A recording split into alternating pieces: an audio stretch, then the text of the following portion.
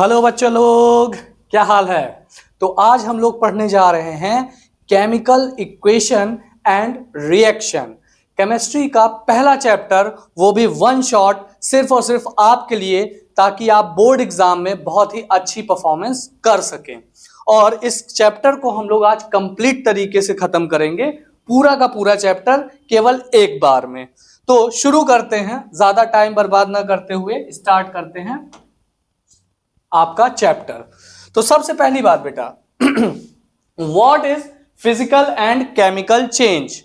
क्या होता है फिजिकल और केमिकल चेंज। अगर यहां पर बात की जाए तो यहां पर अगर आप देखें तो बॉइलिंग ऑफ वाटर किस टाइप का चेंज है, मेल्टिंग ऑफ आइस किस टाइप का चेंज है, क्रशिंग ऑफ स्टोन किस टाइप का चेंज है, रस्टिंग ऑफ आयरन किस टाइप का चेंज है। अभी हो सकता है कि ये आपको ना पता हो कि ये किस टाइप के चेंज है, बट अभी मेरे बताने के बाद आप खुद से ही बता देंगे कि ये किस टाइप का चेंज है।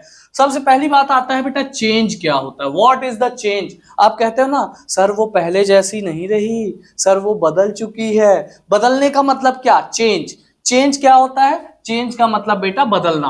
अब चेंज जो होता है वो दो टाइप का होता है, एक तो होता है फिजिकल चेंज और एक होता है केमिकल चेंज। फिजिकल चेंज में क्या मैटर होता है, फिजिकल चेंज में सिर्फ और सिर्फ स्टेट में चेंज होता है, टेम्परेचर में चेंज होता है, कलर में चेंज होता है, ठीक है। बट कोई नया सब्सटेंस नहीं बनता। मतलब चेंज भले हो बट कोई न्यू सब्सटेंस फॉर्म नहीं होता। न्यू सब्सटेंस का मतलब ये होता है कि जैसे उसका जो एटम है, मान लीजिए H2O है, तो अब मान लो H2O क्या है, लिक्विड स्टेट में है। आपने इसको फ्रीज करके क्या कर दिया, आइस कर दिया। बट जब ये आइस बना तब भी ये क्या है, इसके पास H2O के ही मॉलिक्यूल्स प्रेजेंट है। मतलब मॉलिक्यूल्स में कोई चेंजमेंट नहीं हुआ। तो जब कोई नया सब्सटेंस नहीं बनता है तो ऐसे चेंज को हम लोग क्या कहते हैं, फिजिकल चेंज कहते हैं। फिजिकल चेंज में आपका सब्सटेंस बदलता नहीं है, जो सब्सटेंस आप पहले से लेके रखते हो चेंज होने के बाद भी सब्सटेंस वही रहता है। उसके बाद केमिकल चेंज में क्या होता है, केमिकल चेंज में दो अलग अलग प्रॉपर्टी के मटेरियल्स चेंज हो करके नए प्रॉपर्टी के मटेरियल बना देते हैं, इसी को कहा जाता है केमिकल चेंज। अब जैसे फॉर एग्जांपल यहां पे मैंने कुछ बात रखी है, जैसे बॉइलिंग ऑफ वाटर। वाटर को बॉयल करते हो तो क्या वो कुछ और बन जाता है क्या, नहीं। वाटर को अगर आप बॉयल करेंगे तो कुछ और नहीं बनेगा, वाटर ही रहेगा। अगर आप किसी चीज को, आइस को मेल्ट करते हो तो आइस को मेल्ट करने पर क्या वो कुछ और बन जाता है क्या, हाँ, स्टेट जरूर चेंज हो जाता है। पहले ये सॉलिड स्टेट में होता है, मेल्ट करने के बाद ये लिक्विड स्टेट में आ जाता है, लेकिन रहता वाटर ही है, मॉलिक्यूल H2O का ही रहता है। उसके बाद क्रशिंग ऑफ स्टोन। क्या स्टोन को अगर आप क्रश कर देते हो यानी पीस देते हो तो क्या आपको कुछ और मिल जाता है क्या, नहीं ना। एक सेकंड बेटा,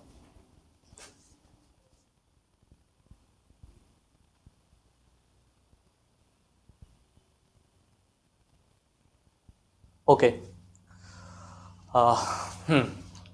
अपना फोन एयरप्लेन मोड पे लगा रहा था ताकि डिस्टर्ब ना करे कोई क्लास को, ठीक है। तो क्रशिंग ऑफ स्टोन, तो क्रशिंग ऑफ स्टोन में क्या होता है, कोई नई चीज बनती क्या, नहीं ना, ठीक है। रस्टिंग ऑफ आयरन, हाँ यहां पे कुछ मामला बिगड़ गया। रस्टिंग ऑफ आयरन का मतलब ये होता है बेटा कि आयरन के ऊपर देखिए तो एक नया सब्सटेंस जम जाता है। अगर आप एकदम नया नया क्या करते हो, आयरन लेके आते हो, उसके ऊपर देखिए आप ब्राउन कलर का एक क्या हो जाता है, लेयर जम जाती है। इस टाइप का चेंज क्या कहलाएगा, केमिकल चेंज। क्योंकि रस्टिंग ऑफ आयरन पे जो नया लेयर फॉर्म हुई है वो एक्चुअल में आयरन क्या होता है, आयरन ऑक्साइड होता है, ठीक है, आयरन का ऑक्साइड होता है। और आयरन कन्वर्ट हो जाता है ऑक्साइड में with the presence of oxygen and moisture, यानी H2O जो हवा एयर में नमी होती है, मॉइस्चर होता है H2O, और ऑक्सीजन के प्रेजेंस में क्या होता है, वो कन्वर्ट हो जाता है किसमें, आयरन ऑक्साइड में। तो रस्टिंग ऑफ आयरन जो है ये एक टाइप का क्या होगा, this is called a chemical change. ये क्या है बेटा, केमिकल चेंज। चेंज का मतलब क्या, परिवर्तन। परिवर्तन मीन्स एक तो होता है रासायनिक परिवर्तन और एक होता है भौतिक परिवर्तन। फिजिकल चेंज का मतलब भौतिक परिवर्तन, केमिकल चेंज का मतलब रासायनिक परिवर्तन। क्लियर है इतनी बात। नेक्स्ट पे बात करते हैं what is chemical reaction. Chemical reaction क्या होता है, केमिकल रिएक्शन क्या होता है। तो केमिकल रिएक्शन पे बात करेंगे। यहां पर देखिए आपका लिखा हुआ है व्हेन टू और मोर substances mix with each other and form a new substance of different chemical properties called chemical reaction. जब कोई दो सब्सटेंसेस मिल करके एक तीसरा सब्सटेंस फॉर्म करते हैं और उसकी प्रॉपर्टी क्या होती है, बिल्कुल ही डिफरेंट होती है, पहले जैसी कोई प्रॉपर्टी नहीं होती है, तो ऐसे चेंज को हम लोग क्या कहते हैं, केमिकल चेंज कहते हैं। और इसी चीज को भी क्या कहा जाता है, केमिकल रिएक्शन कहा जाता है। जैसे एग्जांपल के लिए मान लेते हैं यहां पर H2 है। H2 क्या है बेटा, एक फ्लेमेबल गैस है, ज्वलनशील गैस है। और दूसरा क्या है, O2 है, ये भी क्या है, ये भी आपका सपोर्ट इन द कंबशन, मतलब सपोर्टिव होता है कंबशन में, यानी ज्वलन में क्या होता है, इसका सपोर्ट होता है, ज्वलन में ये भाग लेता है। अगर ऑक्सीजन नहीं तो आप कुछ कर ही नहीं सकते। बना क्या देते हैं मिलकर के बेटा, H2O। बैलेंस नहीं है, जज मत कीजिएगा कि इक्वेशन बैलेंस नहीं है, सर ने मिस्टेक कर दी, मैंने जानबूझ के नहीं लिखा है, ठीक है। H2O का मतलब क्या हो गया, वाटर। अब यहाँ पे देखिए ये दोनों ही क्या है, ये फ्लामेबल गैस है, ये कंबशन को सपोर्ट करने वाली गैस है, लेकिन मिल करके क्या बना दिए, वाटर, जो कि क्या करती है, आग को बुझाती है। इसलिए यहां पर जो इक्वेशन आप देख रहे हो, यहां पर जो ये चीज देख रहे हो, ये क्या कहलाता है, ये केमिकल चेंज कहलाता है। और केमिकल चेंज को ही हम लोग केमिकल रिएक्शन भी कहते हैं, ठीक है, केमिकल रिएक्शन भी कहते हैं। या फिर एक दूसरा डेफिनेशन भी लिख सकते हो आप, breaking of old bonds and forming of new bond is called chemical reaction. पुराने बॉन्ड्स का टूटना और नए बॉन्ड्स का जुड़ना केमिकल रिएक्शन कहलाता है। पुराने वालों से संबंध छोड़ देना, नए के साथ नाता जोड़ना केमिकल रिएक्शन कहलाता है। और आप बस कहते हैं ना स्कूल में, अपने कॉलेज में, कि हम मेरी और उसकी केमिस्ट्री जम नहीं रही है। केमिस्ट्री जम नहीं रही मतलब बॉन्ड अच्छे से नहीं बन पा रहे हैं भाई, नए बॉन्ड बनाने में आपको प्रॉब्लम हो रहा है उसके साथ, तो इसीलिए केमिस्ट्री नहीं जम रही है। तो केमिस्ट्री जो है बहुत ही इंटरेस्टिंग सब्जेक्ट है, यदि आप इसको मजे लेकर के पढ़ें। जिसने भी बोला है कि केमिस्ट्री रटने वाला सब्जेक्ट है, याद करने वाला सब्जेक्ट है, वो बेवकूफ है। कभी भी केमिस्ट्री को रटना नहीं होता है, याद करना नहीं होता है, क्लियर बात समझिएगा। वो पुराने जमाने में कहावत चली थी, हिस्ट्री केमिस्ट्री बड़ी बेवफा, रात में रटी सुबह को सफा। अरे जब रटोगे तो सफा ही हो जाएगी ना, समझो ना बात को।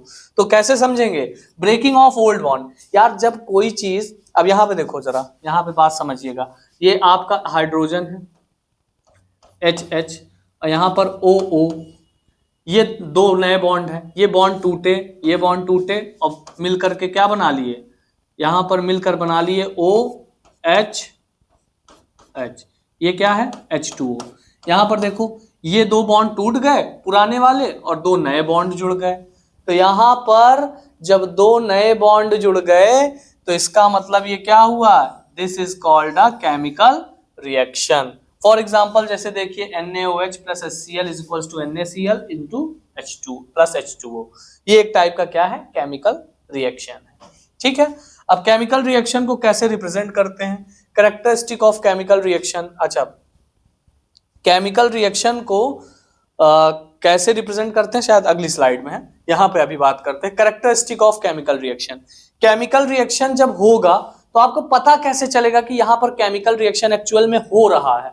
तो केमिकल रिएक्शन में जब भी केमिकल रिएक्शन होगा तो स्टेट में चेंज आएगा। स्टेट का मतलब बेटा, स्टेट का मतलब ये हो गया कि सॉलिड स्टेट, लिक्विड स्टेट और गैसियस स्टेट, यानी हो सकता है चेंज आए स्टेट में, यानी अवस्था में परिवर्तन, अवस्था में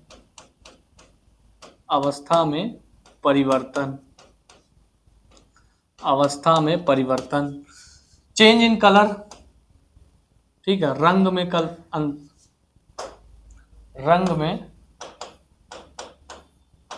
अंतर या परिवर्तन, ठीक है। एवोल्यूशन ऑफ गैस, ठीक है, किसी गैस का निकलना, गैस का गैस का निकलना। तबीयत बहुत खराब है भाई साहब, लेकिन फिर भी मैं आपकी क्लास लेने से बाज नहीं आ रहा हूँ, ठीक है। चेंज इन टेम्परेचर, भाई साहब टेम्परेचर यानी ताप में परिवर्तन, ताप में परिवर्तन, ठीक है। तो जब कोई भी रिएक्शन होगा तो इन चारों में से कोई ना कोई कैरेक्टरिस्टिक आपको देखने को जरूर मिलेगा। चारों नहीं, मैं ये नहीं कह रहा हूं कि ये चारों ही प्रेजेंट होंगे एट अ टाइम, बट चारों में से कोई एक तो पक्का प्रेजेंट होगा। 100% श्योर है कि एक तो होना ही होना है इसमें से, तभी वो केमिकल रिएक्शन है। और केमिकल रिएक्शन अगर है तो इन चारों में से कोई ना कोई जरूर एक प्रेजेंट होगा। और जब इस चार स्थितियों में से, चार चीजों में से कोई एक चीज प्रेजेंट हो तो इसका मतलब यह है कि आपका केमिकल रिएक्शन हो रहा है। फॉर एग्जाम्पल के तौर पे चलिए एक छोटा सा प्रैक्टिकल करते हैं। जस्ट फॉर एग्जाम्पल, ये मैं एक पहले सुरक्षा यंत्र पहन लूं, ठीक है। दिस इज अ सुरक्षा यंत्र। यहां पर हमने क्या किया, ये एक टेस्ट ट्यूब लिया आपके सामने, इसके अंदर कुछ केमिकल डाला। केमिकल डालने के बाद मैंने इसमें थोड़ा सा वाटर ऐड किया,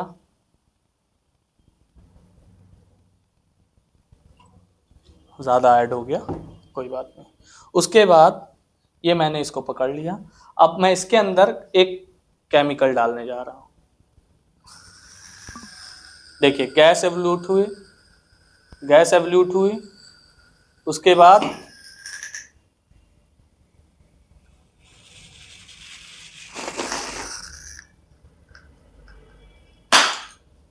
देखा तो ये क्या हुआ, कलर आया, गैस एवोल्यूट हुई। उसके बाद भाई थोड़ा डरावना है जरूर, ठीक है, आप घर पे ट्राई मत कीजिएगा। गैस एवोल्यूट हुई, कलर आया, और ये वास्तव में बहुत गर्म है इसीलिए मैंने इस हाथ में पकड़ लिया। इस हाथ में पकड़ा था, मुझे जलने लगा, टेम्परेचर चेंज हुआ। तो यहाँ पे देखिएगा, सबसे पहली बात तो मैंने सॉलिड लिया था, मैंने सॉलिड लिया था, इसके अंदर डाला, चेंज इन स्टेट आया। दूसरी चीज क्या हुई, चेंज इन कलर, कलरलेस था पिंक कलर का हो गया। एवोल्यूशन ऑफ गैस, गैस भी निकली आपने देखा। उसके बाद चेंज इन टेम्परेचर, टेम्परेचर में भी चेंज हुआ क्योंकि ये गर्म है, थर्मामीटर नहीं वरना मैं आपको चेक करा सकता था, ठीक है। तो ये एक टाइप का आपका प्रैक्टिकल है। क्लियर है इतनी बात, इतनी चीज क्या क्लियर है या नहीं, ठीक है। इसको उतार देते हैं। तो इन चारों में से एक तो प्रेजेंट होगा, बट जरूरी नहीं कि हमेशा सब कुछ ही प्रेजेंट हो। अब ये एक ऐसा रिएक्शन मैंने जानबूझ करके यहाँ पे कराई जिसमें सारे कैरेक्टरिस्टिक आपको दिख जाएं, बट जरूरी नहीं कि हमेशा हर कैरेक्टरिस्टिक प्रेजेंट हो। क्लियर है इतनी बात, चलिए आगे चलते हैं। अब देखिए यहाँ पर जो, अब बात करते हैं रिएक्टेंट और प्रोडक्ट की। जैसे कभी भी केमिकल रिएक्शन आप लिखते हो तो दो चीज होती है, एक तो एरो बना होता है, एरो के लेफ्ट हैंड साइड होता है, एक एरो का राइट हैंड साइड होता है। तो यार बुक में आपके लिखा हुआ है कि एरो के लेफ्ट हैंड साइड जो होता है उसको हम लोग रिएक्टेंट कहते हैं, और एरो के जो राइट हैंड साइड लिखा होता है उसको हम लोग प्रोडक्ट कहते हैं। ऐसी बात नहीं बॉस, ये सरासर गलत लिखा हुआ है किताबों में, बिल्कुल भी नहीं। रिएक्टेंट वो चीज होती है जो डिसअपियर होती है, डिसअपियर, और प्रोडक्ट वो चीज होती है जो रिएक्शन में अपीयर होती है। डिसअपियर का मतलब गायब, अपीयर का मतलब प्रेजेंट। जैसे मैं अगर सोडियम लूं और H2O में डाल दूं तो मेरा बनेगा NaOH और H2O। एक्चुअल में जो अभी आपने प्रैक्टिकल देखा वो यही रिएक्शन था। मैंने सोडियम मेटल को पानी में डाल दिया और पानी में मैंने हल्का सा क्या मिलाया, फिनोप्थलीन मिला दिया। फिनोप्थलीन जो होता है वो बेस के साथ पिंक कलर देता है, इसलिए NaOH जब फॉर्म होने लगा तो कलर पिंक हो गया मेरे सोल्यूशन का। और जो गैस आपने देखा निकलते हुए वो कौन सी गैस थी, वो H2 गैस थी, हाइड्रोजन गैस थी, इसीलिए उसके ऊपर क्या लग गई, आग लग गई आपके टेस्ट ट्यूब के ऊपर। क्यों, क्योंकि फ्लामेबल गैस होती है, ठीक है। इसीलिए जब भी कभी भी सोडियम को बर्न कर पानी में डालना हो तो आप टेस्ट ट्यूब में नहीं करेंगे, क्योंकि जो हाइड्रोजन निकलती है वहीं पर आग लग जाती है। This is dangerous experiment, but मैंने बहुत हल्का सा सोडियम डाला था, मुझे पता था कि इतने सोडियम से कुछ होने वाला नहीं है। अगर आप थोड़ा बड़ा पीस लेकर डालेंगे तो दिक्कत हो सकती है, तो कभी भी घर पे ट्राई मत कीजिएगा। तो सोडियम मेटल जो होता है वो आपका क्या हो गया, देखिए मैंने इसमें डाला, डिसअपियर हो गया। वाटर था वो भी डिसअपियर हो गया। बनाया क्या, NaOH, सोडियम हाइड्रोक्साइड और H2, ये दोनों फॉर्म हुए। तो जो रिएक्शन में डिसअपियर यानी गायब होते हैं उन्हें हम लोग कहते हैं रिएक्टेंट, और जो अपीयर होते हैं यानी जो प्रेजेंट होते हैं उन्हें हम लोग कहते हैं प्रोडक्ट। क्लियर है बात इतनी? Thank you. आगे चलते हैं। Writing of chemical equation. Writing मतलब कैसे केमिकल इक्वेशन को रिप्रेजेंट करें। अच्छा, सबसे पहली बात तो केमिकल इक्वेशन होता क्या है पहले ये भी समझ लीजिए। आपने केमिकल रिएक्शन पढ़ा, केमिकल इक्वेशन क्या होता है पहली बात तो यहां पर ये बात करेंगे। हालांकि एक दो इक्वेशंस आपने देख लिए, बट अभी आप बात ये करेंगे कि chemical equation, what is the chemical equation in actual. तो केमिकल इक्वेशन क्या होते हैं, जैसे आपने जो केमिकल रिएक्शन है उसको अगर मैं कहूं कि भाई आप लिखो कि आपने क्या किया है, तो मैं ये लिख सकता हूं कि when sodium metal reacts with water it forms sodium hydroxide and hydrogen gas. But ये बहुत लंबा हो गया। अब मैंने कहा यार इसको थोड़ा सिस्टमैटिक वे में लिखो, मैथमेटिकल फॉर्म में। तो आपने क्या लिखा, आपने ये लिख दिया, चलो भैया magnesium plus oxygen is equals to magnesium oxide. This is a systematic way. Systematic way का मतलब ये एक मैथमेटिकल वे है कि हाँ चलो, प्लस का मतलब क्या हो गया भाई कि इन दोनों में रिएक्शन हो रहा है। इसका मतलब क्या हुआ, एरो का मतलब क्या हुआ, इट गिव्स प्रोडक्ट, यानी ये क्या कर रहा है, प्रोडक्ट दे रहा है। कौन सा प्रोडक्ट आ रहा है, मैग्नीशियम ऑक्साइड आ रहा है। क्लियर है इतनी बात? तो इस टाइप के इक्वेशन को हम लोग कहते हैं वर्ड इक्वेशन। तो अगर हम किसी केमिकल रिएक्शन को सिस्टमैटिक फॉर्म में यानी मैथमेटिकल फॉर्म में रिप्रेजेंट करते हैं तो उसी को हम लोग क्या कहते हैं, केमिकल इक्वेशन कहते हैं। और इट गिव्स क्या, ये क्या है, वर्ड इक्वेशन है बेटा। ये क्या है आपका, वर्ड इक्वेशन। वर्ड इक्वेशन में क्या हो गया, magnesium plus oxygen is equals to magnesium oxide. But इसका एक तरीका और है, सिंबॉलिक इक्वेशन। सिंबॉलिक इक्वेशन में क्या हुआ, 2mg plus O2 is equals to 2mgU। अब यहां पर ये mg क्या है, this is called magnesium, O2 क्या है, ऑक्सीजन, और MgO क्या है, मैग्नीशियम ऑक्साइड। ठीक है, क्या है, मैग्नीशियम ऑक्साइड है। क्लियर है इतनी बात? इसमें कोई दिक्कत? तो अगर आप सिंबल के फॉर्म में लिखेंगे तो सिंबल हो जाएगा सिंबलिक इक्वेशन, अगर आप वर्ड के फॉर्म में लिखेंगे तो वर्ड इक्वेशन हो जाएगा। ठीक है, समझ गया ना? क्लियर है इतनी बात? ये देखिए ये क्या है, सॉरी वर्ड इक्वेशन है। ठीक है, जब इस फॉर्म में लिखेंगे तो, और अगर आप सिंबल के फॉर्म में लिखेंगे, इस इक्वेशन में लिखेंगे तो ये क्या हो जाएगा, सिंबॉलिक इक्वेशन हो जाएगा। क्लियर है इतनी बात? नेक्स्ट पे आते हैं। Note the material which disappear, अच्छा वही चीज, the material is disappear in chemical reaction और कंसंट्रेशन डिक्रीज। अच्छा ये भी सही बात है, कंसंट्रेशन, देखो ये मेरे दिमाग से मिस हुआ था। डिसअपियर की बात मैंने की थी बट कंसंट्रेशन की बात नहीं की थी। तो कंसंट्रेशन का मतलब ये हो गया भाई, अभी वाटर का कंसंट्रेशन ज्यादा था, कंसंट्रेशन का मतलब उसके मॉलिक्यूल्स ज्यादा थे, बाद में इसके मॉलिक्यूल्स क्या हो गए, in the solution is called reactant. ठीक है, जिसका कंसंट्रेशन डिक्रीज करेगा या जो डिसअपियर होगा वो क्या कहलाएगा, वो कहलाएगा आपका रिएक्टेंट। और जो जिसका कंसंट्रेशन बढ़ेगा, इंक्रीज करेगा, और जो अपीयर होगा उसे हम लोग कहेंगे प्रोडक्ट। इज दैट क्लियर और नॉट? ठीक है, अब आते हैं बैलेंस और अनबैलेंस्ड केमिकल इक्वेशन। तो यार देखो, बैलेंस्ड और अनबैलेंस्ड केमिकल इक्वेशन की बात यहां पे समझो। बैलेंस्ड केमिकल इक्वेशन और अनबैलेंस्ड, जब भी आप बुक में कोई भी केमिकल इक्वेशन पढ़ते हो तो वो बैलेंस फॉर्म में होता है।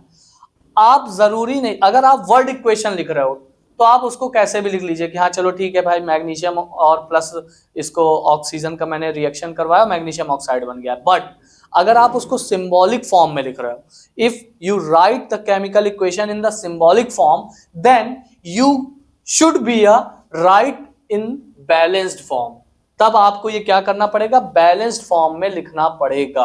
तो बैलेंस्ड फॉर्म में कैसे क्यों लिखा जाता है, पहले तो इसका रीजन समझ लेते हैं।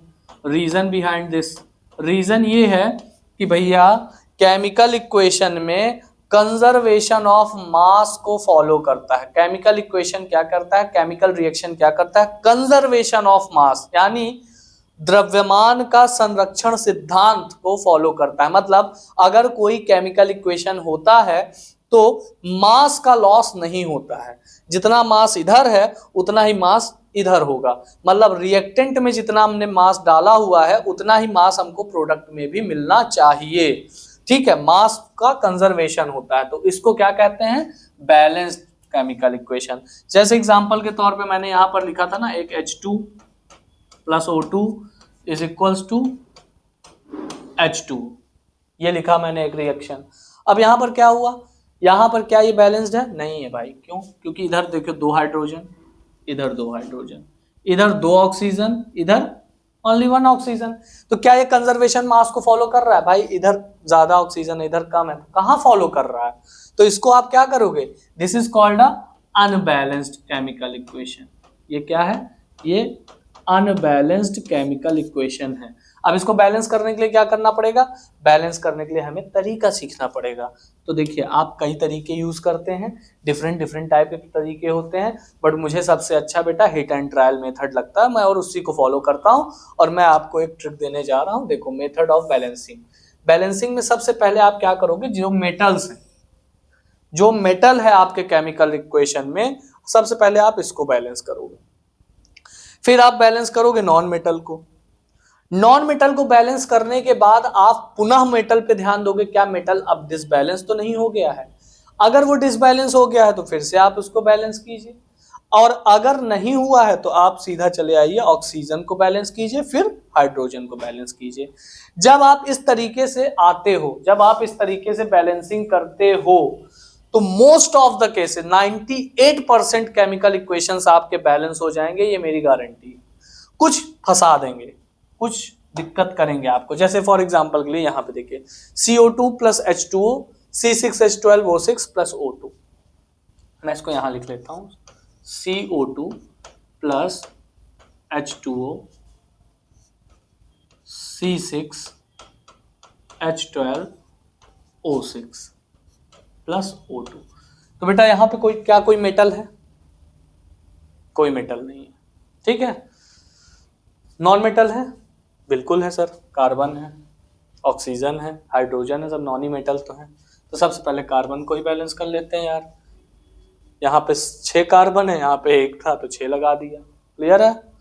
चलो अब कार्बन को बैलेंस कर दिया, उसके बाद दूसरा नॉन मेटल क्या है मेरे पास, ऑक्सीजन। ऑक्सीजन यहाँ पे 6 2 6 और यहाँ O2, 2 और 6 का मल्टीप्लाई किया कितना हो गया, 12 ऑक्सीजन। यहाँ पे 1 ऑक्सीजन, ठीक है। तो यहाँ पे 1 ऑक्सीजन होने की वजह से पहली बात तो यहाँ पे ध्यान दीजिएगा कि यहाँ पे अगर 1 ऑक्सीजन है, ये अगर आपका किस में है, इवन नंबर में ऑक्सीजन नहीं प्रेजेंट, क्योंकि इधर भी O2 है, इधर O6 है, तो ये जीवन में बैलेंस नहीं हो पाएगा जब तक आप इधर कुछ नहीं लगाते हो, इसको इवन फॉर्म में नहीं लाते हो। तो सबसे पहले तो आपको क्या करना पड़ेगा, आपको इस O2 की, इस O का सिस्टम समझना पड़ेगा। फिलहाल दूसरी चीज पहले मैं यहाँ पे ये देख लेता हूँ, ये तो ठीक ही है।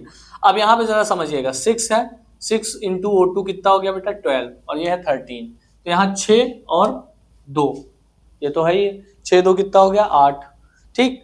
अब मैं यहाँ पे क्या कर देता हूँ, मैं यहाँ पे लगा देता हूँ, सबसे पहले मैं यहाँ पे लगा देता हूँ 6, चलिए ठीक है। क्यों ऐसा मैंने क्यों किया पता है, क्योंकि हाइड्रोजन यहाँ पर 12 है और यहाँ पे हाइड्रोजन देखिए सिर्फ 2 है, तो मैंने 6 लगा के हाइड्रोजन को बैलेंस कर दिया। हाइड्रोजन जब मैंने बैलेंस कर दिया, अब मैं ऑक्सीजन देख रहा हूं कितना हो गया, 6 2 12 18, यहां पर ऑक्सीजन 6 है, 6 ऑक्सीजन है बॉस, तो यहां पे कितना होना चाहिए, 12। चलिए भैया यहां पर लगा दीजिए 6।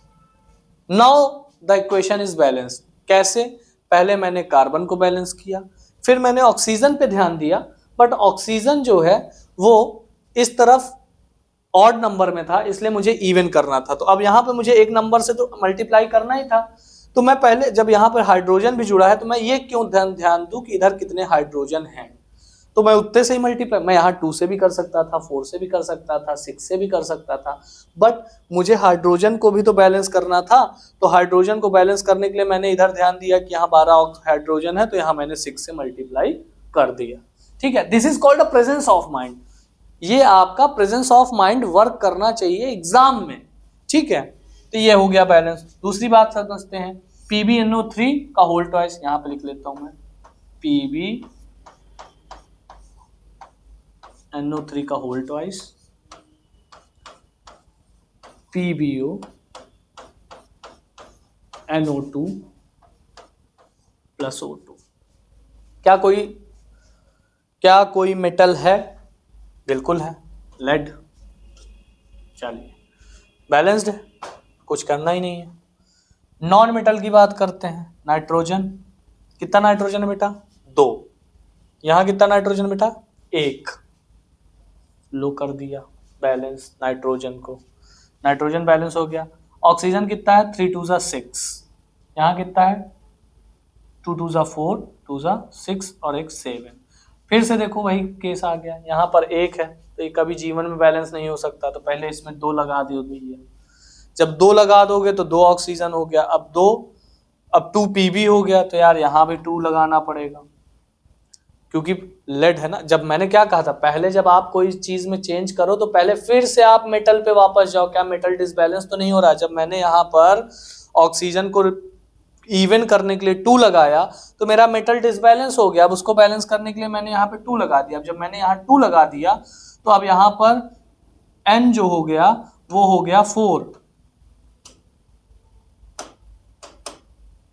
यहाँ पर N जो हो गया वो हो गया 4।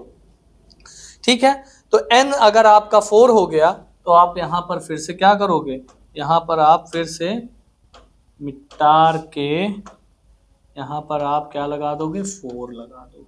चलो 4NO2 हो गया। अब 4NO2 क्या ना, 4 2 8, 8 2 8 2 10 और 2 12 ऑक्सीजन। यहाँ पे कितना हो गया बेटा? 2 Pb बैलेंस्ड है, 4 नाइट्रोजन बैलेंस्ड है, 3 2 6, 2 12। क्लियर, बैलेंस्ड हो गया। ठीक है, तो ये इक्वेशन आपका क्या हो गया? बैलेंस हो गया। तो ये 2 आपको मैंने इक्वेशन बैलेंस कराई है। इसको आप क्या करना है, इसको आपको और प्रैक्टिस करना है घर पे। और अगर कोई केमिकल इक्वेशन आपसे बैलेंस नहीं होती है तो आप मुझको कमेंट में लिख दीजिएगा, मैं उसको बैलेंस करके आपको एक छोटी सी वीडियो बना के दे दूंगा बिफोर एग्जामिनेशन।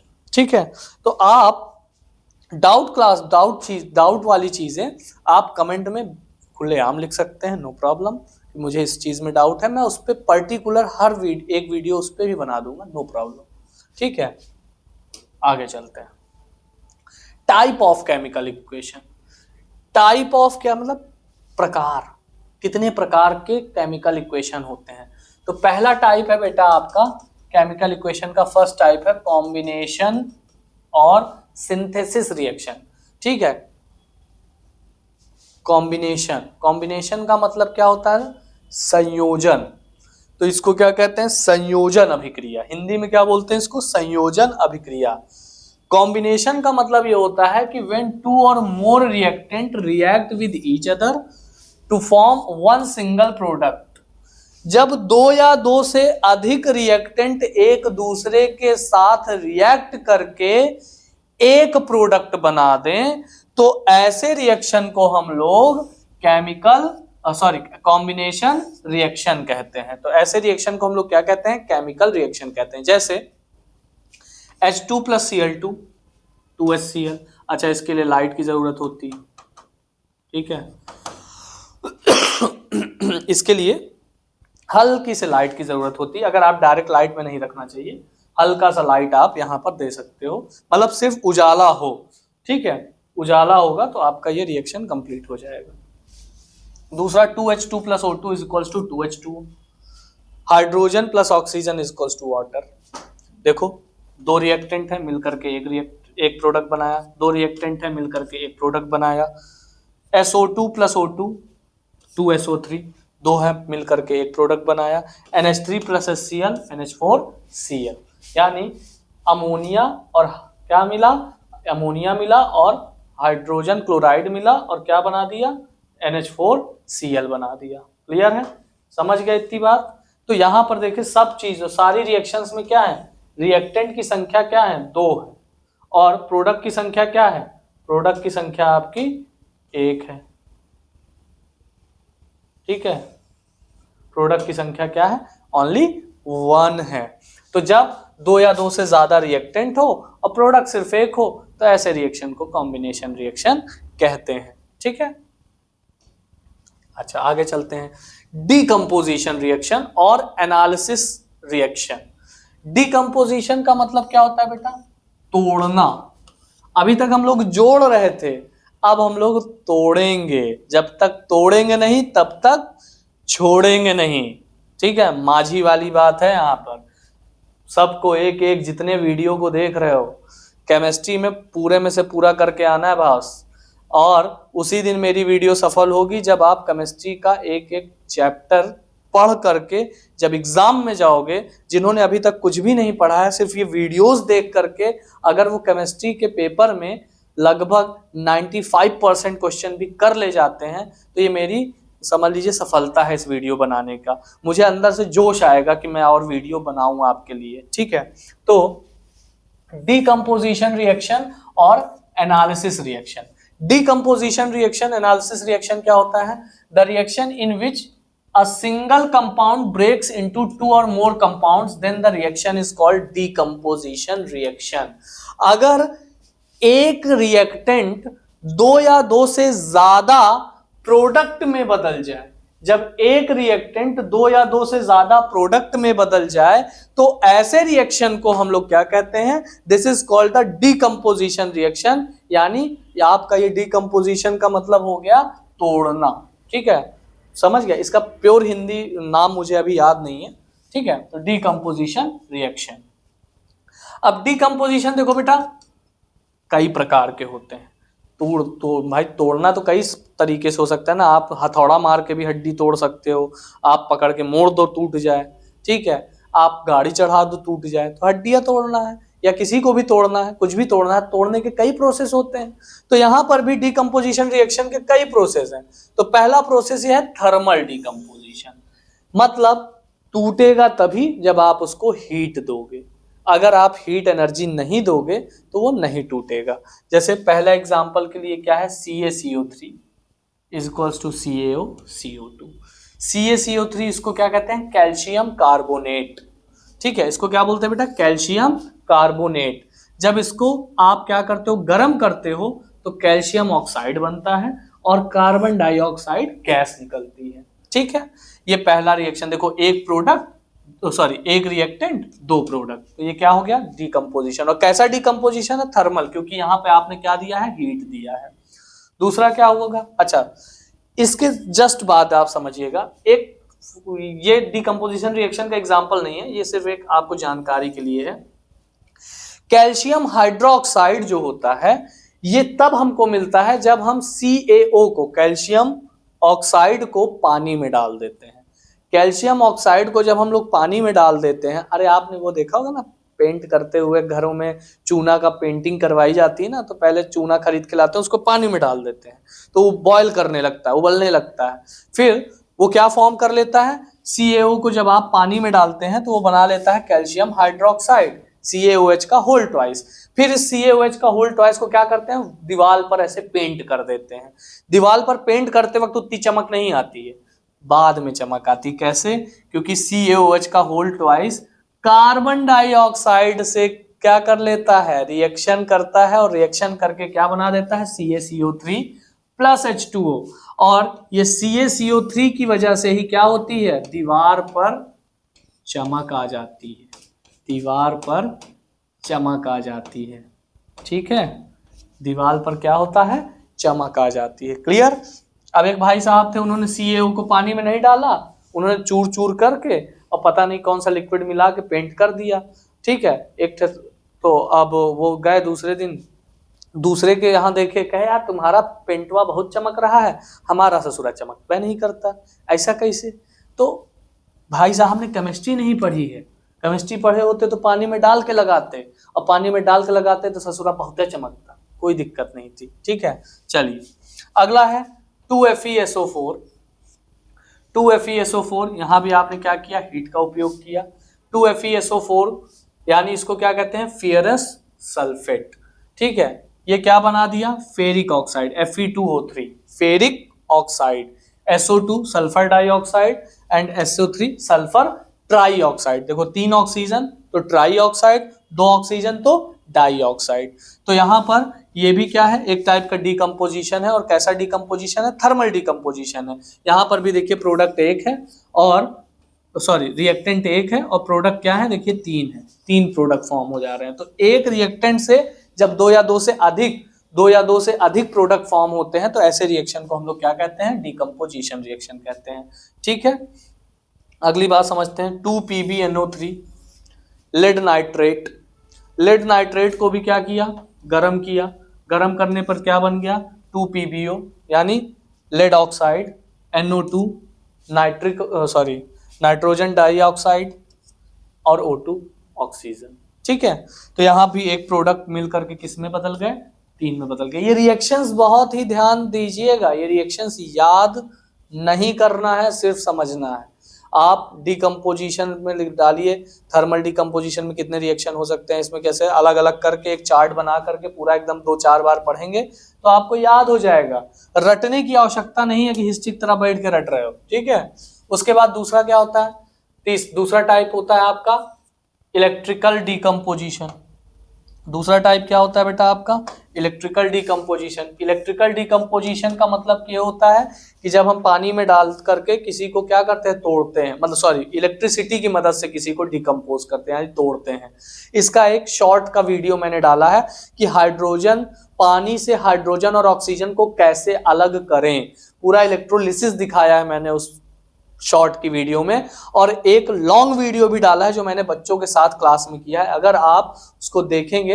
अच्छा चलिए, वीडियो की लिंक मैं इसके डिस्क्रिप्शन में डाल दूंगा इस वीडियो के, तो आप जो है उसको देख लीजिएगा।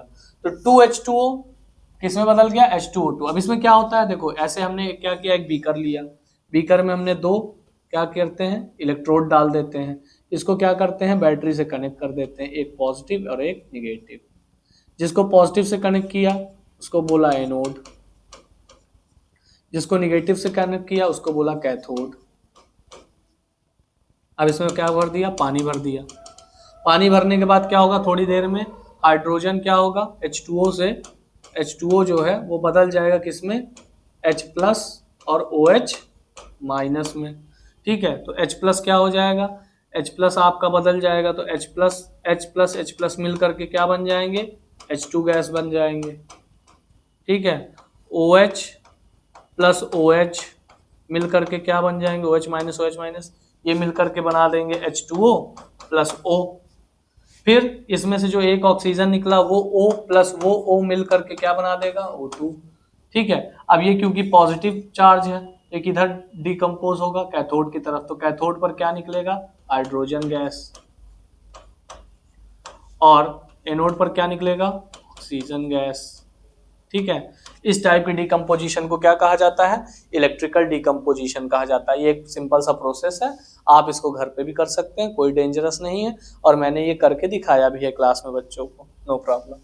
ठीक है, अगला होता है फोटोकेमिकल डिकम्पोजिशन, यानी लाइट के प्रेजेंस में डिकम्पोजिशन। अगर किसी चीज पर आपने लाइट डाल दिया या सूरज का प्रकाश डाल दिया, सूर्य की ऊर्जा आपने सन की लाइट डाल दी और सन की लाइट डालने पर आपका क्या हो गया, वो टूट जाए। तो देखिए यहाँ सिल्वर क्लोराइड है AgCl, 2AgCl को मैंने इसमें क्या डाला, सनलाइट, सनलाइट के प्रेजेंस में डाल रखा, तो Ag अलग हो गया और Cl2 गैस अलग हो गया। Decomposition by light is known as photolysis. अगर आप डिकम्पोजिशन किससे करते हो, गैस लाइट से करते हो, तो इसको क्या कहा जाता है, इसको कहा जाता है फोटोलिसिस। टर्म याद रखिएगा, इसको क्या कहा जाता है, फोटोलिसिस कहा जाता है। ठीक है, फोटोलिसिस। क्लियर, समझ गए इतनी बात। अगला समझते हैं। अगली बात है एक्टिविटी सीरीज की बॉस।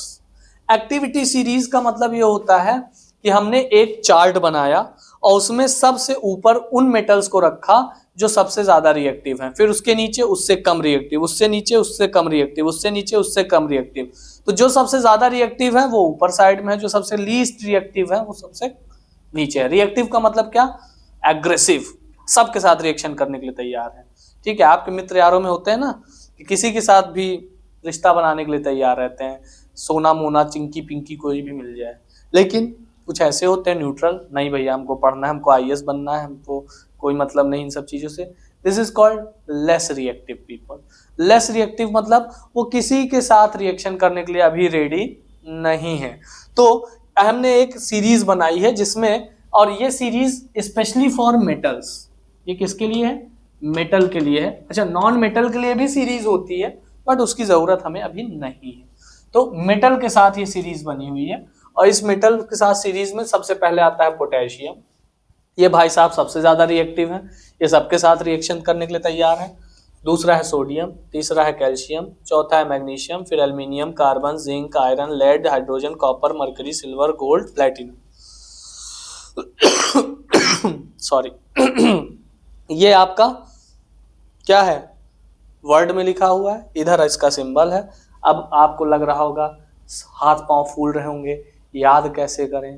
तो याद करने के लिए भाई साहब आपको मैंने 2 मेनामोनिक दिया है। मेनामोनिक का मतलब स्लोगन टाइप का होता है, स्लोगन याद कर लीजिए। जैसे पहला है, ये तो मैं क्लास में बता चुका हूँ कई बार, काशीनाथ का माली आलू जरा फीके पकाता है, कौन है आगे आओ। तो काशी मीन्स के, नाथ मीन्स सोडियम, का कैल्शियम, माली मैग्नीशियम, आलू एल्यूमिनियम, जरा जिंक, फीके एफ यानी Fe आयरन, पकाता है यानी लेड Eb, है का मतलब हाइड्रोजन, कौन यानी कॉपर, है मतलब Hg, आगे मतलब Ag, आओ मतलब गोल्ड, और प्लेटिनम आप एक याद रख लेंगे, एक कार्बन याद रख लेंगे। इन दोनों का मेनोमोनिक पे सिस्टम सेट नहीं है। अगला क्या है? Please stop calling me a cute zebra, I like her calling smart guy. ठीक है, अब कुछ इंग्लिश मीडियम के बच्चे होंगे, उनको ये मेनोमोनिक थोड़ा अच्छा नहीं लग रहा होगा, क्या गंदा संदा आपने हिंदी में बता दिया है, अपने देश से तो धरोहर से कोई मतलब है नहीं। तो आप इंग्लिश में पढ़ना चाहेंगे तो लीजिए भैया, आपके लिए भी पेश है इंग्लिश में। क्या पेश है? क्या पेश है? Please stop calling me a cute zebra, I like her calling smart guy. तो अब क्या है? प्लीज का मतलब पोटेशियम, ठीक है, स्टॉप का मतलब सोडियम, कॉलिंग का मतलब कैल्शियम, मी का मतलब मैग्नीशियम, ए का मतलब एल्यूमिनियम, क्यूट का मतलब कार्बन, जेब्रा का मतलब जिंक, आई का मतलब आयरन, लाइक का मतलब लेड, हर का मतलब हाइड्रोजन, कॉलिंग का मतलब कॉपर, स्मार्ट गाय का मतलब सिल्वर, और गाय का मतलब गोल्ड। ठीक है, समझ गए? तो इस तरीके से ये मेनोमोनिक है। अब इसमें ये आपको मेनोमोनिक के साथ आप सेट करके, यानी मेनोमोनिक के साथ सेट करने का मतलब ये है कि आप इसके साथ थोड़ा सा क्या बनाएंगे? संयोजन बनाएंगे। तो यानी आप इसके साथ थोड़ा सा प्रैक्टिस करेंगे तो ये आपको याद हो जाएगा बड़ा इजी वे में। हो सकता है बहुत बच्चों को याद भी हो, नो प्रॉब्लम। तो आपने जो स्लोगन से याद किया हो, नो प्रॉब्लम, स्लोगन बदलने की जरूरत नहीं है। यदि आप अपने स्लोगन में कंफ्यूज हो रहे हो तब आप इसको फॉलो कीजिए, अदरवाइज कोई जरूरत नहीं। जिस स्लोगन से भी आपने याद किया है वो इंपॉर्टेंट इज दैट कि आपने याद किया है। ठीक है, ये नहीं कि आपने कैसे याद किया है। ठीक, तो इस तरीके से ये है। अब मामला क्या है बेटा कि ये जो सबसे रिएक्टिव है ये होता है गुंडा, और जब से कम रिएक्टिव है ये सबसे शरीफ आदमी। अब होता क्या है, दिस इज, ये गुंडा है, दादा है अपने एरिया का, और ये क्या है भाई साहब, ये बहुत सीधे हैं। तो अगर ये आ जाए किसी जगह पर तो इनको लात मार के बाहर फेंक देंगे। अगर ये भले भाई साहब किसी के साथ शादी वादी करके एकदम सुखी हैं, नो प्रॉब्लम, जैसे हम हैं बहुत शरीफ आदमी हैं भाई, मैं शादी वादी करके किसी के साथ सुखी हूँ, लेकिन कभी अंडरवर्ल्ड दाऊद अब्राहम टाइप का आदमी आ जाए, कहे ऐसा है तुम निकलो, ये हमको पसंद है, तो मरता क्या ना करता, चला जाएगा शांति से, ले जाओ भैया हम दूसरी कर लेंगे। ठीक है, तो आप क्या होगा, अब ये हो गया प्लेटिनम।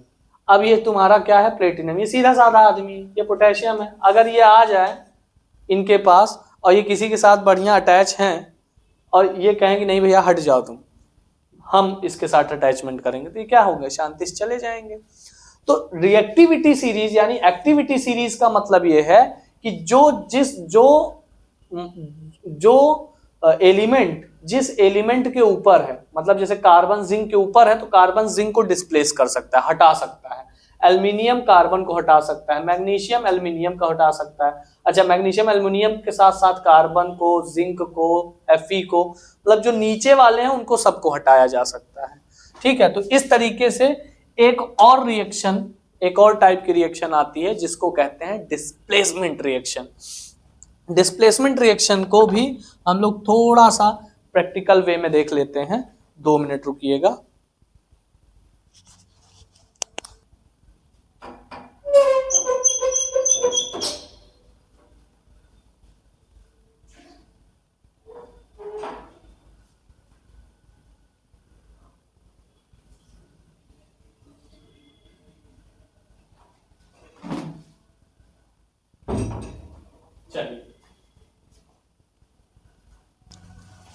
चलिए, तो हमने यहां पर क्या लिया,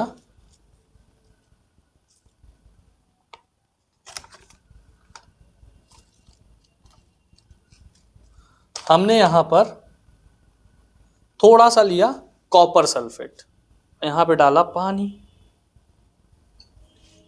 अब कॉपर सल्फेट के साथ समस्या ये है बेटा, जब तक इसको हीट ना दो तब तक ये घुलता नहीं है, और मुझे हीट देने के लिए मेरे पास कुछ है नहीं, फिर भी मैं ट्राई कर रहा हूं।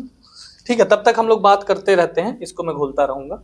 ये थोड़ा रिएक्शन स्लो है, अगर हीट देंगे तो ये थोड़ा रिएक्शन तेजी से होता है, अदरवाइज ये स्लो चलता है। तो अगली बात ये है कि आपका जो डिस्प्लेसमेंट रिएक्शन है वो ये है कि डिस्प्लेसमेंट का मतलब ये हो गया कि भाई यहां पर एक मेटल दूसरे मेटल को क्या कर देता है, डिस्प्लेस कर देता है। डिस्प्लेस करने का मतलब जैसे यहां पर देखिए Fe आया, CuSO4, कॉपर सल्फेट है। अब जरा आप पीछे वाले भाग पे जाएंगे तो यहां देखेंगे जो आयरन है वो कॉपर के ऊपर बैठा हुआ है, तो क्या ये Fe कॉपर को हटा देगा, ये Fe कॉपर को हटा देगा, बिल्कुल हटा देगा भाई, ज्यादा रिएक्टिव मेटल है, तो ज्यादा रिएक्टिव है तो Fe कॉपर को हटा देगा, और हटा करके क्या बना देगा, FeSO4Cu। अच्छा, इस रिएक्शन को कैसे आप पहचानेंगे, CuSO4 होता है बेटा ब्लू कलर का और FeSO4 होता है ग्रीन कलर का। ठीक है, तो मैं यहाँ पे शायद ये घुल गया है CuSO4, थोड़ा सा और कोशिश कर लेते हैं घोलने की।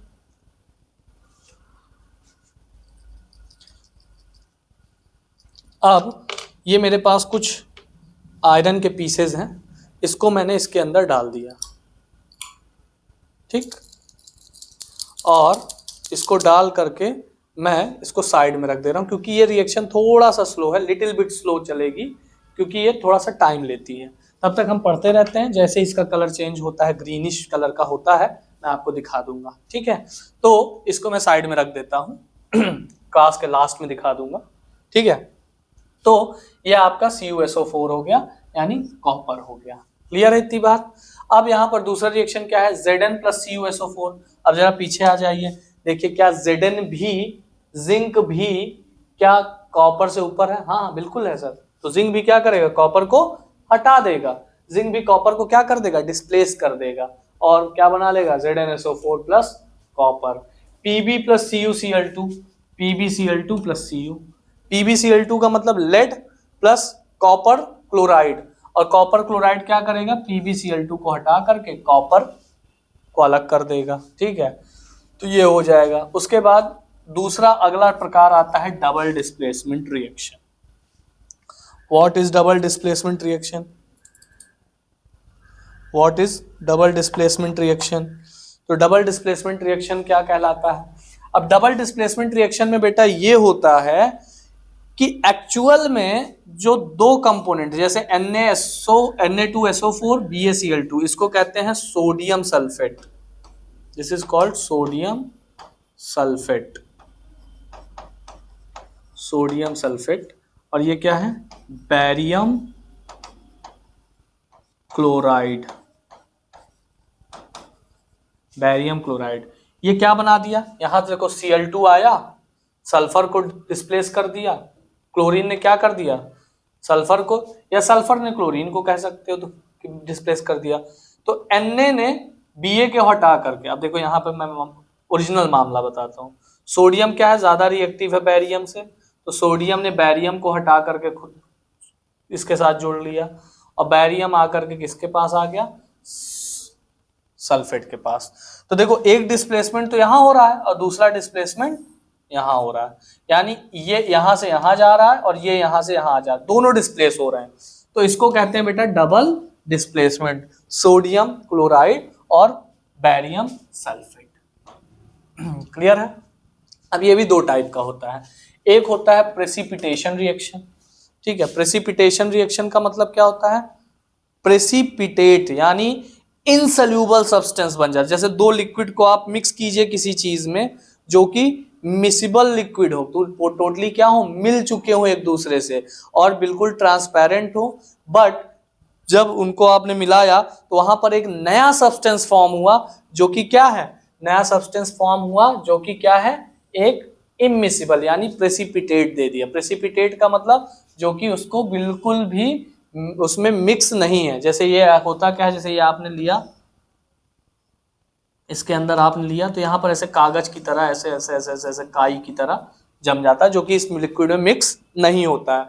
तो इसको क्या कहते हैं, प्रेसिपिटेट कहते हैं। तो आप अगर Na2S यानी सोडियम सल्फाइड और CH3COON Pb, इसको कहते हैं लेड एसीटेट, CH3COO का होल ट्वाइस Pb, इसको लेड एसीटेट। जब इसको करते हैं तो ये आ जाता है PbS यानी lead sulphide, sorry lead sulphide. ये किस कलर का होता है, ब्लैक कलर का होता है।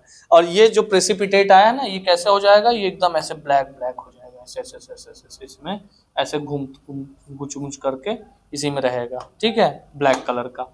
और यहाँ पर क्या बना लेगा, सोडियम एसीटेट बना देगा। तो प्रेसिपिटेशन रिएक्शन वो होता है जिसमें एक इनसोल्यूबल मतलब कि मिले ना, मिक्स नहीं होता है, तो इनसोल्यूबल सब्सटेंस उसमें फॉर्म हो जाता है। दूसरा टाइप का जो आपका डबल डिस्प्लेसमेंट होता है वो होता है न्यूट्रलाइजेशन रिएक्शन, और इसमें हमेशा क्या होगा, एक बेस होगा और एक एसिड होगा।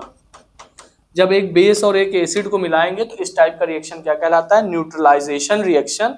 और ये हो जाएगा, एक फॉर्म करता है सॉल्ट और एक फॉर्म करता है वाटर। तो ये हमेशा होगा, किसी भी बेस और किसी भी एसिड को मिला देंगे आप तो हमेशा न्यूट्रलाइजेशन रिएक्शन होगा और उससे क्या फॉर्म होगा, एक सॉल्ट और एक वाटर फॉर्म होगा। क्लियर है इतनी बात।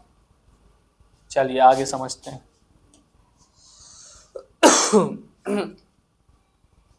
Oxidation and reduction.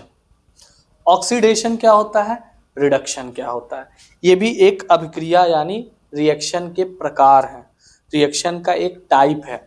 बट वहां पर क्या था, अभी तक आप मेन टाइप पढ़ रहे थे। जैसे आपका इलेक्ट्रिकल डिकम्पोजिशन है, वहां भी ऑक्सीडेशन रिडक्शन होता है। तो ऑक्सीडेशन रिडक्शन की बात अलग है, ये भी एक प्रकार ही है, लेकिन इसको थोड़ा सा सही से समझते हैं। तो ऑक्सीडेशन क्या होता है और रिडक्शन क्या होता है। देखिए, जब भी किसी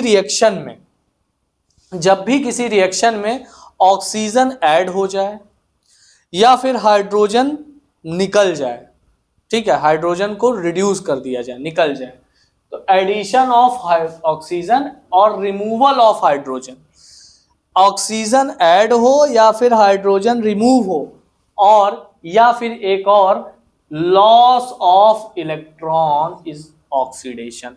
इलेक्ट्रॉन का लॉस हो यानी इलेक्ट्रॉन की कमी हो तो इसको क्या कहेंगे, ऑक्सीडेशन कहेंगे। उसके बाद अगली बात क्या है, द एडिशन ऑफ हाइड्रोजन और removal of oxygen. Hydrogen add हो जाए या ऑक्सीजन रिमूव हो जाए या फिर गेन ऑफ इलेक्ट्रॉन, इलेक्ट्रॉन का गेन हो जाए, तो ऐसे रिएक्शन को कहते हैं रिडक्शन। ऐसे रिएक्शन को क्या बोला जाता है बेटा, रिडक्शन बोला जाता है। तो ये आपका ZNO है, ये आपका कार्बन है, जरा ध्यान दीजिएगा, ZNO और कार्बन। उसके बाद ये क्या हो गया, क्या बना लिया, Zn+CO। पहले ऑक्सीजन किसके पास था, Zn के पास, बाद में किसके पास चला गया, कार्बन के पास। तो इसका मतलब किसका ऑक्सीडेशन हुआ, कार्बन का, ठीक है, किसका ऑक्सीडेशन हुआ? कार्बन का, क्योंकि कार्बन पे क्या हो गया? ऑक्सीजन आकर के ऐड हो गया। ऑक्सीजन किससे रिमूव हुआ? Zn से, तो ZnO का क्या हुआ? रिडक्शन हुआ। तो ZnO क्या हो गया? ZnO का यानी जिंक ऑक्साइड का रिडक्शन और कार्बन का ऑक्सीडेशन। ठीक है, क्योंकि कार्बन इस पे ऑक्सीजन इस पे ऐड हो गया और Zn से ऑक्सीजन रिमूव हो गया। ठीक है, उसके बाद यहाँ पर ZnO is the oxidising agent. Why? ZnO oxidising agent क्यों है? ZnO, अब भाई रिएक्शन में जो एलिमेंट ऑक्सीजन प्रोवाइड करता है उसको कहते हैं ऑक्सीडाइजिंग एजेंट। तो यहां पर ऑक्सीजन किसने प्रोवाइड किया? ZnO ने। तो ZnO ने ऑक्सीजन प्रोवाइड किया, तो ZnO क्या होता है बेटा? ZnO आपका ऑक्सीडाइजिंग एजेंट होता है। यहां बच्चे गलती करते हैं बॉस, यहां पर वो सिर्फ Zn लिख के आते भाई साहब लोग। ठीक है, वहां पर क्या लिख के आते हैं? सिर्फ Zn लिख के आते हैं कि हाँ भैया जिंक है ऑक्सीडाइजिंग एजेंट। नहीं, ZnO है ऑक्सीडाइजिंग एजेंट। ZnO क्यों? क्योंकि ZnO ही यानी जिंक ऑक्साइड ही क्या कर रहा है? ऑक्सीजन प्रोवाइड कर रहा है कार्बन को। अगला एग्जांपल देखते हैं, MnO2 मैग्नीज ऑक्साइड 4HCl बना क्या दिया? MnCl2 Cl2 2H2O। ठीक है, पहले मैग्नीज के पास क्या था? ऑक्सीजन था। अब मैग्नीज के पास ऑक्सीजन था, वो ऑक्सीजन किसके पास चला गया? यहाँ पर चला गया, H2O यानी वाटर फॉर्म हो गया, यानी HCl के पास चला गया। मतलब यहाँ से Cl हट करके वो तो Cl2 गैस निकल गया, हाइड्रोजन के पास चला गया मेनली। तो यहाँ पर ऑक्सीडेशन किसका हुआ? हाइड्रोजन का। ऑक्सीडेशन किसका हुआ बेटा? हाइड्रोजन का। रिडक्शन किसका हुआ बेटा? मैग्नीज का। रिडक्शन किसका हुआ? मैग्नीज का। बट ऑक्सीडाइजिंग एजेंट कौन होगा? MnO2 ऑक्सीडाइजिंग एजेंट होगा। उसके बाद हाइड्रोजन किसका रिमूव, कहां से हाइड्रोजन रिमूव हुआ है? HCl से हाइड्रोजन रिमूव हुआ है ना। हाइड्रोजन रिमूव होने का मतलब इसका क्या हो रहा है? रिडक्शन हो रहा है। इसका क्या हो रहा है? रिडक्शन हो रहा है। अब रिडक्शन होने का, किसका रिडक्शन हो रहा है ये भी समझ लो, HCl का रिडक्शन हो रहा है। यहां HCl से हाइड्रोजन रिमूव हो रहा है, तो किसका रिडक्शन हो रहा है? HCl का रिडक्शन हो रहा है। बाकी अगर सिर्फ H का देखोगे तो ऑक्सीडेशन हो रहा है। मैंने ऑक्सीडेशन बताया कि सिर्फ H का हो रहा है, हाइड्रोजन का। बट यहां पर रिडक्शन किसका हो रहा है? HCl का रिडक्शन हो रहा है। अब HCl का रिडक्शन हो रहा है तो इसलिए HCl is reducing agent. HCl क्या होगा? रिड्यूसिंग एजेंट होगा। क्लियर है इतनी बात? तो भैया जो ऑक्सीजन प्रोवाइड करे that is called oxidising agent, और जो ऑक्सीजन को खींच ले this is called the reducing agent. ठीक है, तो ये क्या कर रहा है? हाइड्रोजन, ये HCl क्या कर रहा है? ऑक्सीजन को खींच ले रहा है, तो वो क्या कहलाएगा? Reducing agent. ठीक है, अब ऑक्सीडेशन रिएक्शन का डेली लाइफ में इंपैक्ट क्या होता है? What is the impact of effect of oxidation reaction? तो ऑक्सीडेशन रिएक्शन का जो इंपैक्ट होता है डेली लाइफ में वो ये होता है कि ऑक्सीडेशन रिएक्शन, सबसे पहली बात तो है कोरोजन। कोरोजन क्या होता है यार? आप लोहे का टुकड़ा, लोहे का कुछ लेके आते हो, थोड़े दिन आपने रखा, उस पे एक ब्राउन कलर की लेयर जम गई। ब्राउन कलर की लेयर जमने का मतलब क्या हुआ? उसने ऑक्सीजन और मॉइस्चर से रिएक्ट करके क्या बना लिया? उसने रिएक्ट करके बना लिया ये चीज Fe2O3 इंटू XH2O। इसको क्या कहते हैं बेटा? Ferrous oxide. That is corrosion. This process is known as corrosion. अब यहां पर इसको क्या कहते हैं बेटा? जंग लगना। ठीक है, जंग लगना, जंग लगना। ठीक है, जंग यानी इसके ऊपर क्या हो गया? इस प्रोसेस को कोरोजन कहते हैं। कोरोजन क्या करता है? हमारे मेटल्स को वीक कर देता है। अब सिर्फ आयरन में ही कोरोजन नहीं होता, कोरोजन कॉपर में भी होता है, कोरोजन सिल्वर में भी होता है, कोरोजन गोल्ड में भी होता है, कोरोजन हर दुनिया के हर मेटल में कोरोजन होता है। बट किसी में ज्यादा, किसी में कम, कि कोई ज्यादा कोरोजिव होता है, कोई कम कोरोजिव होता है। सबसे भयंकर कोरोजन तो भैया सोडियम पोटेशियम में होता है। ऐसे काटो, चमकते रहेंगे, देखते देखते क्या कहते हैं, वो हो जाएंगे, उसका रंग जो है फीका पड़ जाएगा। क्यों ऐसा? क्योंकि यहां पर कोरोजन हो गया उसका। ठीक है, तो iron plus 3O2 plus XH2O, ये क्या बना लिया? ये बना लिया Fe2O3 ferrous oxide, that is called corrosion. इस तरीके के प्रोसेस को क्या कहते हैं? कोरोजन। अच्छा सॉरी, सिल्वर में भी कोरोजन होता है, लेकिन सिल्वर किससे रिएक्ट करता है? सल्फेट के साथ।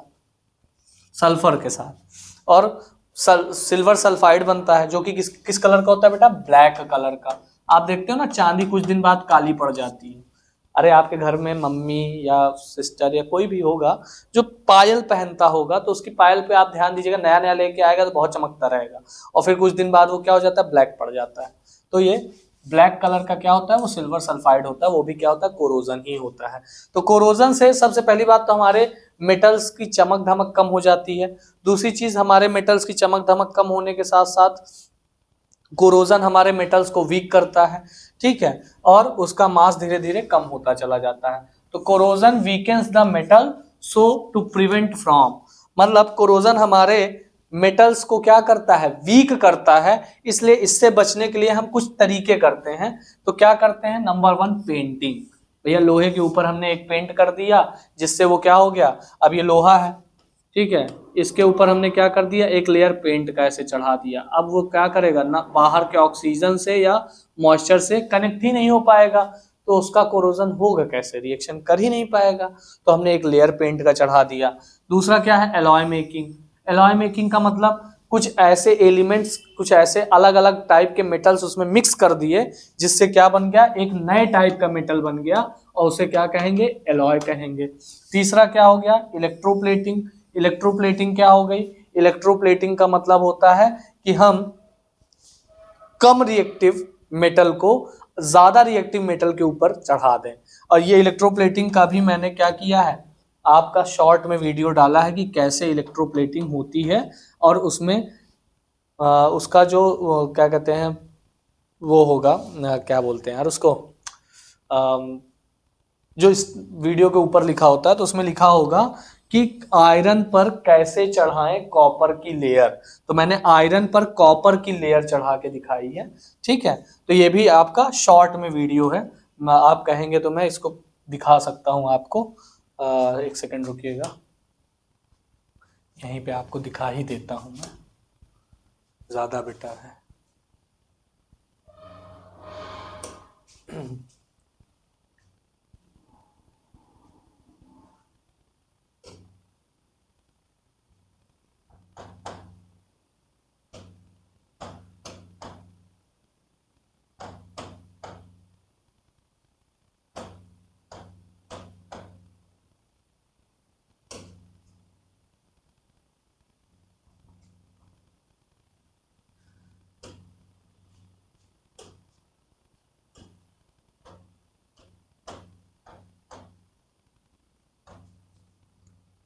कॉन्सेप्ट फिजिक्स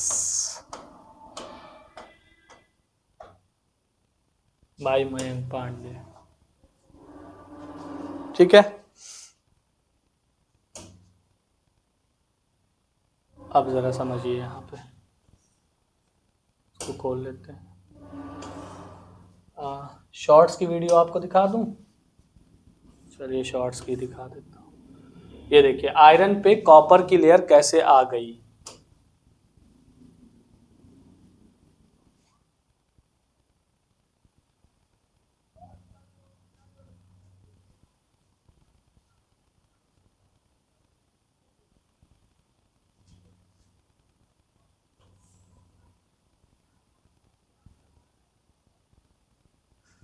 अरे ये ऐड बड़ा इरिटेटिंग होता है कभी कभी। देखो ये मैंने क्या किया, एक लिक्विड ली, ठीक है,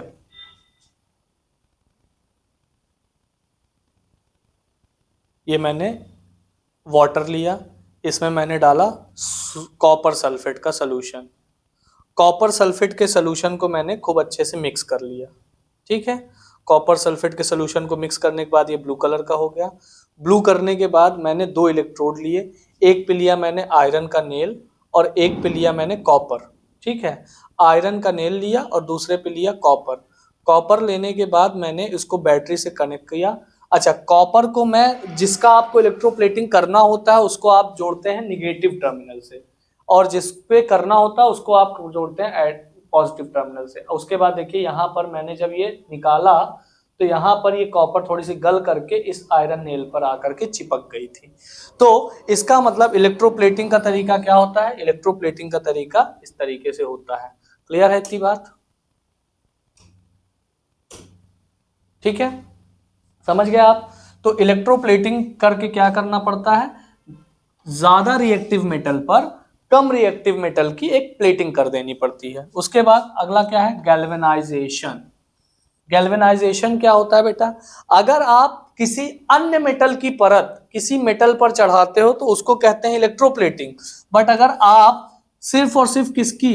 जिंक की परत अगर किसी मेटल के ऊपर चढ़ाओगे तो इस प्रोसेस को कहा जाता है गैल्वेनाइजेशन। और ये जो प्रोसेस होता है गैल्वेनाइजेशन का, ये इसलिए किया जाता है क्योंकि गैल्वेनाइजेशन भी क्या होती है? इसकी भी रस्टिंग होती है, इसका भी कोरोजन होता है, बट इसके रस्ट झड़ते नहीं। जैसे आयरन देखो, आयरन पे खूब जंग लगी हो, आयरन यानी लोहे पर, उसको आप ऐसे टन से मारो सब झड़ के नीचे। बट जिंक पर जो कोरोजन होता है उसको ऐसे टन से मारोगे तो एक बूंद भी नीचे नहीं गिरेगा। इस पे जो जिंक पर जो जंग लगती है वो उसी मेटल पे ही पड़ी रह जाती है, जिसकी वजह से आपका क्या होता है? गैल्वेनाइजेशन एक प्रोसेस होता है। इसलिए इस पर क्या कर देते हैं? मेटल पर जिंक की एक लेयर लगा देते हैं। और जिंक की एक लेयर लगाने का मतलब ये हो गया कि जिंक की एक लेयर लगाने का मतलब ये हो गया कि जिंक का जो लेयर होता है वो जिंक की जो लेयर होता है वो जब कोरोजिव होता है, मतलब जब इसका कोरोजन होता है तो ये उस मेटल से झड़ता नहीं है। ठीक है, तो ये डेली लाइफ के कुछ दिक्कतें थी। अगला दिक्कत क्या है? अगली दिक्कत है रैंसिडिटी। रैंसिडिटी को कहते हैं हिंदी में विकृत गंधिता। विकृत गंधिता का मतलब क्या हो गया रैंसिडिटी का? The condition produced by oxidation of fat and oil. जो खानों में हमारे फैट एंड ऑयल होता है, फैट का मतलब समझते हैं ना आप? अरे घी खाते हो यार, घी तेल, ठीक है। जो ऑयल खाते हो उसमें फैट होता है, तो जो फैट है और जो ऑयल है उसका ऑक्सीडेशन हो जाता है। ऑक्सीडेशन होने के बाद वो फैट और ऑयल बहुत ही गंदी टाइप की स्मेल करता है और उसका टेस्ट भी बहुत खराब हो जाता है। तो हम कहते हैं हमारा खाना खराब हो गया। तो इस प्रोसेस को क्या कहा जाता है? रैंसिडिटी कहा जाता है। तो marked by the unpleasant smell and taste is called rancidity. अब इस रैंसिडिटी को प्रिवेंट करने के लिए क्या तरीका है? तो भाई रैंसिडिटी को प्रिवेंट करना है तो क्या कर सकते हो यार? अपने खाने को ऑक्सीडेशन होने से बचाओ। तो खाने का ऑक्सीडेशन कब बचेगा? जब ऑक्सीजन के प्रेजेंस में ना हो। तो ऑक्सीजन का प्रेजेंस ना हो तो इससे लिए क्या होता है? पहले सबसे पहले डाल देते हैं एंटीऑक्सीडेंट, जिसमें पहला एंटीऑक्सीडेंट क्या है? Butylated hydroxy anisole. इसको शॉर्ट फॉर्म में BHA कहते हैं। एक दो एंटीऑक्सीडेंट का नाम कभी कभी पूछा है CBSE बोर्ड में। ठीक है, तो इसको क्या कहते हैं? Butylated hydroxy anisole BHA। उसके बाद क्या है? ब्यूटिएटेड हाइड्रोक्सी टोलुइन BHT। ये क्या है? एंटीऑक्सीडेंट है। एंटीऑक्सीडेंट काम कैसे करता है बॉस? एंटीऑक्सीडेंट काम ऐसे करता है कि जो ऑक्सीजन आती है खाने के ऊपर, हम एंटीऑक्सीडेंट जब डाल देते हैं तो जो एंटीऑक्सीडेंट होता है वो ऑक्सीजन के साथ रिएक्ट करके उसको क्या कर देता है? न्यूट्रलाइज कर देता है, खत्म कर देता है, मान के चलो नष्ट कर देता है। तो ये हमारे सैनिक की तरह होते हैं, तो हमारा खाना खराब नहीं होने पाता। अरे अचार में देखा होगा मम्मी ने एक लिक्विड डाल दिया अचार खराब ना हो, अरे वही है भाई ये सब। ठीक है, अगला क्या है? Nitrogen gas packing. Nitrogen gas packing, जो आप मार्केट में बाहर चिप्स खाते हो ना, लेज कुरकुरे टेढ़े मेढ़े, टेढ़ा है पर मेढ़ा है, खूब करते हो ना, तो वो क्या है? नाइट्रोजन गैस की पैकिंग होती है। उन पैकेट्स के अंदर नाइट्रोजन गैस भरा होता है। नाइट्रोजन गैस फैट या ऑयल से रिएक्ट नहीं करते तो आपका खाना खराब नहीं होता, यानी उनका ऑक्सीडेशन नहीं होता, सॉरी, उनका ऑक्सीडेशन नहीं होता। ठीक है, कीपिंग फूड इन रेफ्रिजरेटर, खाने को रेफ्रिजरेटर में रख दिया। खाने को रेफ्रिजरेटर में रखने का मतलब क्या हुआ? जब खाने को ठंडे प्लेस पे रखोगे तो ऑक्सीडेशन थोड़ा कम होता है, तो फ्रिज में रख दो, खाने को रेफ्रिजरेटर में रख दो, भाई टेम्परेचर लो रहेगा तो आपका ऑक्सीडेशन का रेट थोड़ा कम हो जाएगा। Keeping food in air tight container, food को एयर टाइट कंटेनर में आप क्या कर दो? रख दो। एयर टाइट कंटेनर में रख दोगे तो भाई बाहर की हवा अंदर नहीं, अंदर की हवा बाहर नहीं, तो ऑक्सीजन आएगा जाएगा है नहीं, तो ऑक्सीजन आएगा जाएगा नहीं, तो फूड आपका खराब नहीं होगा। Storing food away from light, यानी लाइट से दूर रखो। ठीक है, खाने को प्रकाश से थोड़ा दूर रखिए। प्रकाश से दूर रखने का मतलब ये है कि लाइट को अगर आप खाने को अगर आप लाइट के पास ले जाओगे तो लाइट में ऑक्सीडेशन का रिएक्शन तेज हो जाता है। ठीक है, तो खाने को यहाँ पे रखिए। अच्छा, ऑक्सीडेशन में मैंने एक चीज और बता दूं, जैसे Cu2+ है, अगर ये रिजल्ट में Cu3+ हो गया तो इसका मतलब Cu2+ से Cu3+ में बदला, तो यहाँ पर क्या हुआ, लॉस ऑफ इलेक्ट्रॉन हुआ। अरे भाई, एक इलेक्ट्रॉन कम होगा तभी तो 3+ हो गया 2+ से, तो लॉस ऑफ इलेक्ट्रॉन हुआ, तो इसको भी क्या कहेंगे, ऑक्सीडेशन। आयनिक फॉर्म में है ये, तो इसको भी क्या कहेंगे, ऑक्सीडेशन। अगर मान लो Cu3+ था, ये बदल गया Cu2+ में, तो ये क्या हो गया, दिस इज कॉल्ड रिडक्शन, क्योंकि यहाँ पर गेन ऑफ इलेक्ट्रॉन हो गया। इसी तरीके से मान लीजिए आपका O- है और ये बदल गया O2- में, तो यहाँ पर क्या हुआ, इलेक्ट्रॉन गेन हुआ है, यानी एक माइनस से दो माइनस बदला तो इलेक्ट्रॉन गेन हुआ है, तो यहाँ पर क्या हुआ, ऑक्सीडेशन, रिडक्शन। यहाँ पर क्या हुआ, यहाँ पर रिडक्शन हुआ, यहाँ पर रिडक्शन हुआ, यहाँ पर रिडक्शन हुआ। और मान लीजिए ऑक्सीजन 2- से ऑक्सीजन 1- पे हुआ, तो ये क्या हो गया, यहाँ पर क्या हुआ भाई, यहाँ पर लॉस ऑफ इलेक्ट्रॉन हुआ है, तो ये हो गया क्या, ऑक्सीडेशन।